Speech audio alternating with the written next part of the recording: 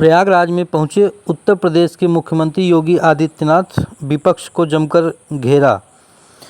बता दें कि प्रयागराज के फूलपुर में प्रदेश के मुख्यमंत्री योगी आदित्यनाथ युवाओं को दिए नियुक्ति पत्र। बुधवार को इफ्को में बृहद रोजगार एवं ऋण मेले में पहुंचे प्रदेश के मुखिया योगी आदित्यनाथ कार्यक्रम के दौरान 5000 से अधिक युवाओं को नियुक्ति पत्र व 510 करोड़ से अधिक ऋण और युवाओं को टैबलेट व स्मार्टफोन दिए। वहीं फूलपुर में 634 करोड़ की 407 विकास परियोजनाओं का भी लोकार्पण किया। बता दें कि इस दौरान सूबे के मुख्यमंत्री योगी आदित्यनाथ ने कहा कि सरकार किसी भी हद तक जाकर अपने दायित्व का निर्वहन करेगी।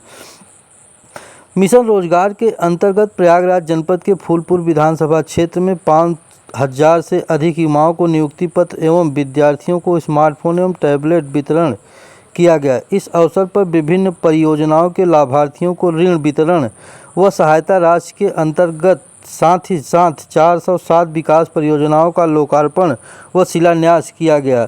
युवाओं के सशक्तिकरण के क्रम में उत्तर प्रदेश सरकार उन्हें नए स्टार्टअप्स स्थापित करने के लिए ऋण तथा तकनीकी रूप से सक्षम बनाने के लिए टैबलेट व स्मार्टफोन प्रदान कर रही है। बता दें कि इस मौके पर योगी आदित्यनाथ ने विपक्ष को भी जमकर घेरा और प्रयागराज वासियों का धन्यवाद ज्ञापित किया। बता दें कि इस मौके पर कई मंत्री, विधायक सहित हजारों की संख्या में लोग मौके पर मौजूद थे। वहीं फूलपुर लोकसभा से नवनिर्वाचित सांसद प्रवीण पटेल भी मौके पर मौजूद रहे। वहीं इस मौके पर केंद्रीय मंत्री अनुप्रिया पटेल भी मौजूद रहे। वहीं मुख्यमंत्री के द्वारा अपने हाथों से लोगों को नियुक्ति प्रमाण पत्र वितरित किया गया, जिस मौके पर योगी आदित्य ने कहा कि ये वही प्रयागराज है जहां पर राजू पाल और उमेश पाल की हत्या कर दी जाती है। राजू पाल जो कि एक गरीब परिवार से पैदा हुए थे और उनकी विधायक बने हुए थे, लेकिन उनकी निर्मम हत्या कर दी जाती है। लेकिन उत्तर प्रदेश की योगी सरकार जीरो टॉलरेंस की अपनी नीति पर बनी हुई है और लगातार जीरो टॉलरेंस की नीति अपना रही है। माफियाओं का खौफ उत्तर प्रदेश में अब नहीं रह गया है। लगातार माफियाओं में योगी सरकार का खौफ बना हुआ है। मां गंगा के सीम कृपा जिस क्षेत्र पर बनी रहती है, वह क्षेत्र जो सनातन धर्मावलंबियों का वैदिक कालखंड से इस सरदार आस्था का केंद्र बिंदु रहा है, जिस केंद्र में दुनिया की सबसे प्राचीन गुरुकुल महर्षि भारद्वाज ने जिस प्रयागराज में स्थापित की थी, उस प्रयागराज के सामने पहचान का संकट किसने खड़ा कर दिया था? किसने खड़ा किया था? ये जो जाति जाति के नाम पे लड़ाने वाले लोग हैं ना, आज जो कह रहे हैं, तमाम प्रकार की बात कर रहे हैं, तमाम प्रकार की बड़ी बड़ी उद्घोषणा अपनी मनबड़ई में करने का फिर से दुस्साहस कर रहे हैं। क्या ये सच नहीं है? क्या ये सच नहीं है? ये वही लोग हैं जो टीपू आज सुल्तान बनने का ख्वाब फिर से देख रहे हैं। बहन और भाइयों, यही टीपू थे जो माफिया के सामने नाक रगड़ करके आपके सामने पहचान का संकट खड़ा करते थे। क्या ये सच नहीं है? इन माफियाओं को गले का हार बना करके प्रयागराज के अस्तित्व के सामने, प्रयागराज वासियों के सामने पहचान का संकट खड़ा करने का काम इन्होंने किया था। ये गुमराह करते हैं। क्या ये सच नहीं? इन्हीं माफियाओं ने राजू पाल की हत्या की थी।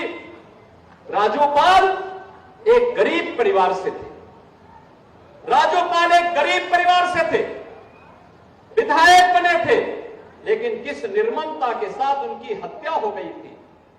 उस समय इन्हें याद नहीं आ रहा था पीटीए, राजू पाल मार दिए गए, लेकिन इनको अपनी कुर्सी की चिंता थी। तब इनको अपनी कुर्सी की चिंता थी। तब राजू पाल जैसे गरीब मारे जाते हैं, उमेश पाल जैसे मारे जाते हैं। हम लोगों ने तो कहा कि अपराध और अपराधियों को बख्शेंगे नहीं, जीरो टॉलरेंस की नीति के तहत सरकार कार्य करेगी। हम सुरक्षा सबको देंगे, सम्मान सबको देंगे, विकास सबका करेंगे। लेकिन अगर किसी ने किसी बेटी वहां चलती हुई बेटी पर हाथ डालने का दुस्साहस किया, तो उसके हाथ अलग होंगे, पैर अलग होंगे, जरूर करवा देंगे। हर बेटी को सुरक्षा प्रदान करना, का निर्वहन करेगी, किसी भी हद तक जाकर के करेगी। फूलपुर की ही काफी बड़ी योजनाएं इसके साथ जुड़ी हुई है। फूलपुर की जितनी भी योजनाएं प्रवीण पटेल जी ने, केशरी देवी पटेल जी ने हमारे सामने प्रस्तुत किया था, वे सभी सैंक्शन करते हुए आज उनका शिलान्यास के पट यहां पे लगे हैं।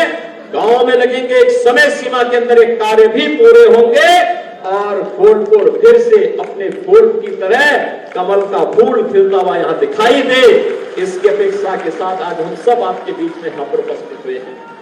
बहनों और भाइयों, आज युवाओं के लिए 15,000 युवाओं को नियुक्ति पत्र वितरण के इस कार्यक्रम के साथ भी हम जुड़े हुए हैं, जिसमें 108 कंपनियां यहां पे रोजगार उपलब्ध करवा रही हैं और साथ साथ यहां पे 510 करोड़ रुपए का ऋण वितरण 7,100 से अधिक युवाओं को और उद्यमियों को उपलब्ध करवाने का कार्य हो रहा है। तो अकेले फूलपुर के 10,000 से अधिक युवाओं को और प्रयागराज के 15,000 से अधिक युवाओं को टैबलेट और स्मार्टफोन वितरण के कार्यक्रम के साथ भी जोड़ा जा रहा है।